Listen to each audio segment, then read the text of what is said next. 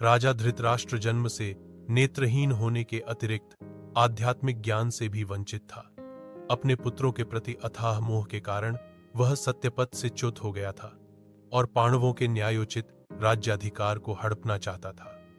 अपने भतीजों पांडव पुत्रों के प्रति उसने जो अन्याय किया था उसका उसे भली भांति बोध था। इसी अपराध बोध के कारण वह युद्ध के परिणाम के संबंध में चिंतित था। इसीलिए धृतराष्ट्र संजय से कुरुक्षेत्र की युद्ध भूमि, जहां युद्ध होने वाला था, की घटनाओं के संबंध में जानकारी ले रहा था।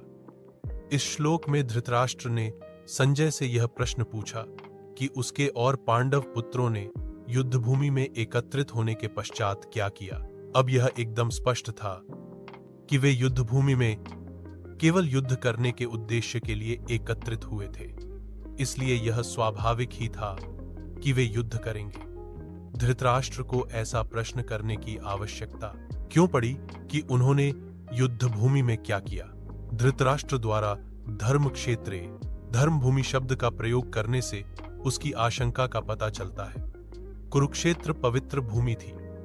शतपथ ब्राह्मण में इसका वर्णन कुरुक्षेत्र देव यजनम के रूप में किया गया है, अर्थात कुरुक्षेत्र स्वर्ग की देवताओं की तपोभूमि है, इसलिए इस भूमि पर धर्म फलीभूत होता है। धृतराष्ट्र आशंकित था कि कुरुक्षेत्र की पावन धर्म भूमि के प्रभाव के परिणाम स्वरूप उसके पुत्रों में कहीं उचित और अनुचित में भेद करने का ऐसा विवेक जागृत न हो जाए कि वे यह सोचने लगें कि अपने स्वजन पांडवों का संहार करना अनुचित और धर्म विरुद्ध होगा, और कहीं ऐसा विचार कर वे शांति के लिए समझौता करने को तैयार न हो जाए।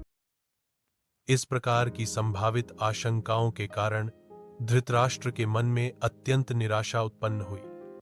वह सोचने लगा कि यदि उसके पुत्रों ने युद्ध विराम या संधि का प्रस्ताव स्वीकार किया तो पांडव निरंतर उनकी उन्नति के मार्ग में बाधा उत्पन्न करेंगे।